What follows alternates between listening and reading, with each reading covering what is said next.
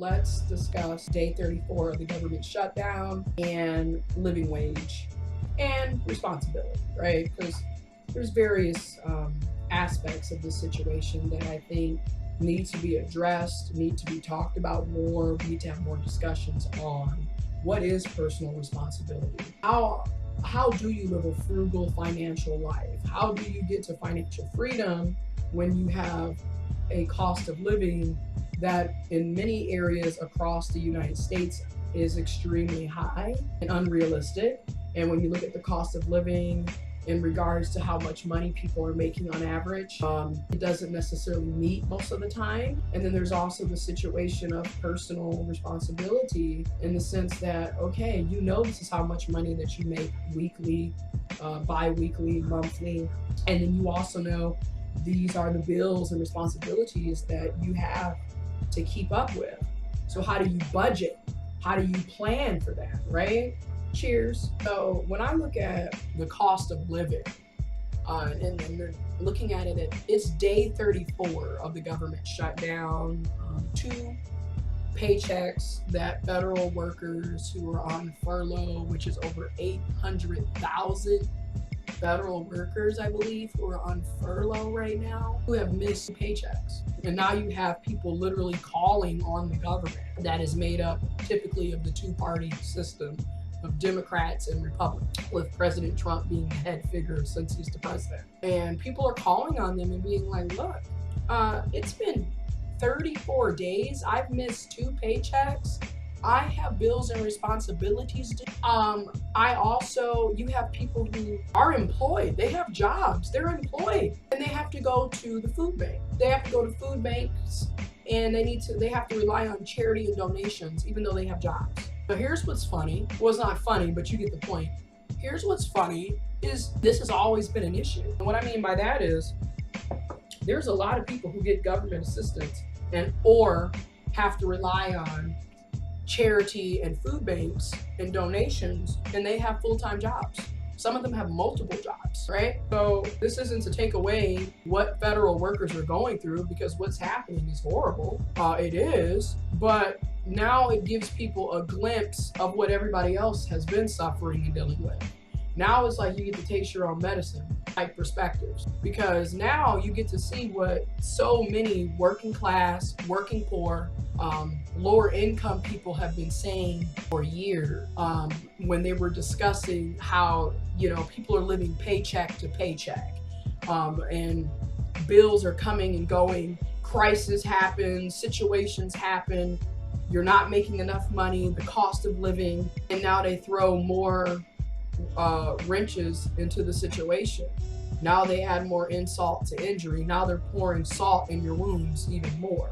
And a lot of people really believe this is what happens when you get so confident in your own materialistic, individualistic, egotistic needs, is people really thought, well, I have a job, I'm making money, I get paid weekly or bi-weekly, I got a steady income. That won't happen to me. I won't need food stamps. I won't need welfare. I won't need cash assistance. I won't need Section 8. I won't need government assistance, right? I don't need donations. I won't have to go to the food bank because I have a job. I'm secure. Nothing could go wrong. This is what happens when you think like that. And another thing that's funny, everybody used to laugh at the preppers. When preppers started really, mind you, people have always prepped. I think that's always been something, a survival tactic that many people followed. But I would say between 2008 and 2013 is when people really started, you started seeing more preppers and the term prepper being used, and people making YouTube videos and blogs and talking about it on the internet. Okay, so now you see a lot of preppers. You see a lot of preppers, and they're getting on, and they've been telling people, buy your rice, buy your potatoes, buy your beans, buy your canned goods, stock up on water and emergency supplies, okay? They've been saying this for years, and everybody was looking at them like they were crazy and psycho and psychotic, and you're a conspiracy theorist. But now, I bet you wish you were prepping, or you're starting to prep now if you haven't, or it's in the back of your mind somewhere where you're like, dang, I should have been doing this, because now everything that Demcat, who I followed, he used to live in Michigan, shout out to Demcat, and others have been saying for years, now it makes sense. Because now you see that, you know, your so-called safety net, your so-called cushion is gone. And it can be taken away from you just like that. And this is why it's really important to be grateful and humble. Because things, I mean, you should always be thankful and grateful and humble, in my opinion. Because things can be, you can lose everything that you worked hard for just like that, as we're seeing with the federal government and the federal government employees who are without pay. Also, I want to commend the federal workers who are still working even though they're not being paid. And that, to me, that shows that in general, humans are good. People are good at heart. Because the fact that these people are still working even though they're not being paid shows a commitment to good, to righteous, to what the right thing is, right? But at the same time, the fact that our government has been shut down for 34 days and our government is watching people, their supporters, their citizens suffer because they don't want to open up the government, rather it be for President Trump's wall, keep illegal immigrants, illegal aliens out of the country, or because they don't believe in spending money for the wall, or whatever it may be. The point is, the illegal aliens and the people in the country, everybody's suffering. So you quickly realize it doesn't really matter if you're illegal or legal. It doesn't really matter if you're an immigrant or a citizen. It doesn't really matter if you're blue or red, Republican or Democrat, liberal or conservative. It doesn't really matter if you worked all these years. You have a job. You were employed. You were underemployed. You were homeless. You were poor. You didn't have a job. None of that stuff matters now because all of us are suffering. And that's something that needs to be talked about more. You know, because what a lot of people fail to realize is we live in a collective society. So ultimately, what your neighbor does sooner or later will impact your life, will affect you and the people you care about. Because you might be an individual here, but you are living among other individuals. And when other individuals are living together, it's a collective. So then you really start realizing all of these labels that we've created to divide and to conquer and to categorize and really just straight up wreak havoc on Earth. None of that shit really matters now because we all are suffering. There are people going out who have always been going, this is something to think about, Psych perspective. There are people in this country, in this world, have always gone without something. And then there are people in this country and in this world who have always had something or some things to the excess. They had way more than they needed. And you have to question, well, if you got this group that has everything and they have way more than they need, and then we have another group over here who has nothing and has to go without, we have a problem. Maybe the people that have so much to the point that they have more than they need should give some to the people who have nothing. But this is what I mean by when you're constantly driven by egotism and individualistic thoughts and very materialistic, very blinded. You overconsume, you take from others, you will reap what you sow. Karma is real. Far too long, we have been blind by other people's struggles. We've ignored their struggles, ignored their problems. We've also been blinded by the want, the need, the greed to have this, that, and the other, and have more and more and more and more. And we harm ourselves and we harm each other. And then all at the end, as we are in day 34, none of this shit really matters. Because now, so many people are without jobs and income. They don't know how to survive, and you still have a government that is denial and refuses to meet the needs of the people. And this is another thing to consider. This is what doesn't make any sense to me. This is another thing to consider. If we're supposed to be a democratic a democratic republic, and we're supposed to have democracy. And we love to talk about how majority rules, or the government is made by the people, for the people, run by the people. The people are clearly telling you need to end the government shutdown, yet you continue to have a government shutdown. I thought the people made the government, and I thought the government was ran by the people and was supposed to be for the people.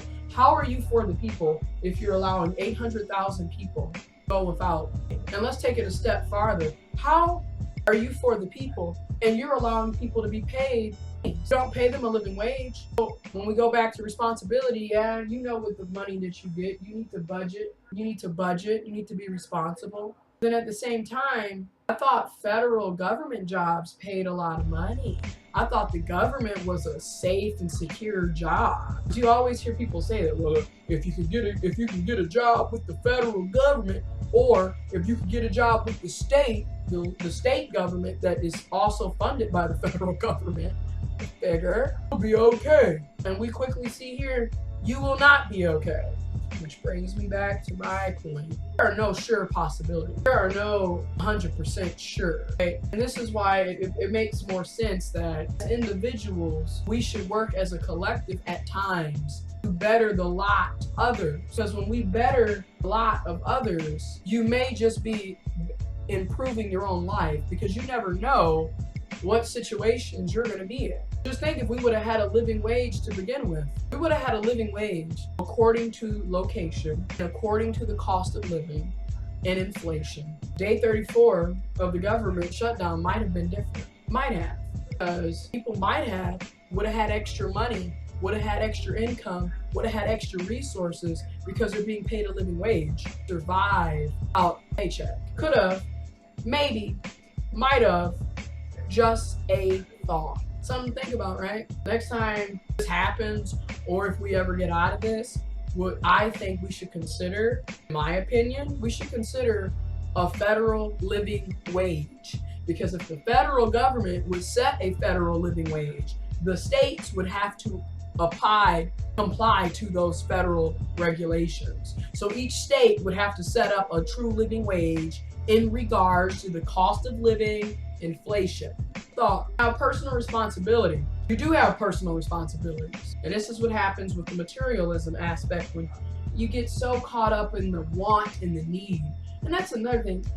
Consumerism, materialism, and capitalism, they work so well together, because capitalism needs a customer, it needs a buyer, needs a creator, right?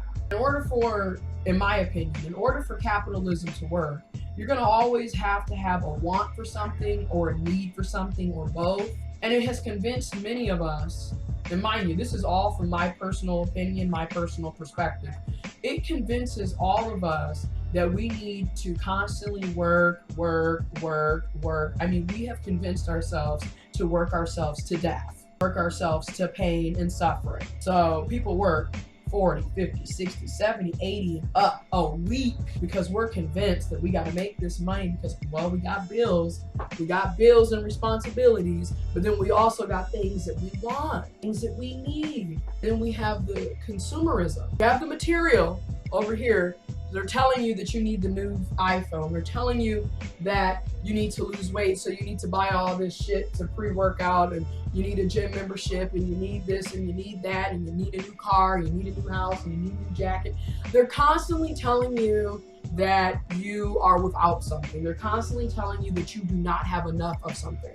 Something is wrong with you because you don't have this. And it forces that materialistic consumer, very egotistic, I mean, and selfish. Like, it's just greed after a while, in my opinion, because we're just constantly, I gotta get it. And then you get it, and you lost money, lost currency, you lost money, and you lost time, because, you know, you're working to get the money. And I would argue you lose a sense of self, because you don't even know who you are anymore, because you're letting something outside of you control how you act, how you feel, control what you need, what you want. It's insane when you really sit down and think about it. But this video is long, so I'm gonna end it here. Add your perspectives and opinions below, but Day 34, this is crazy.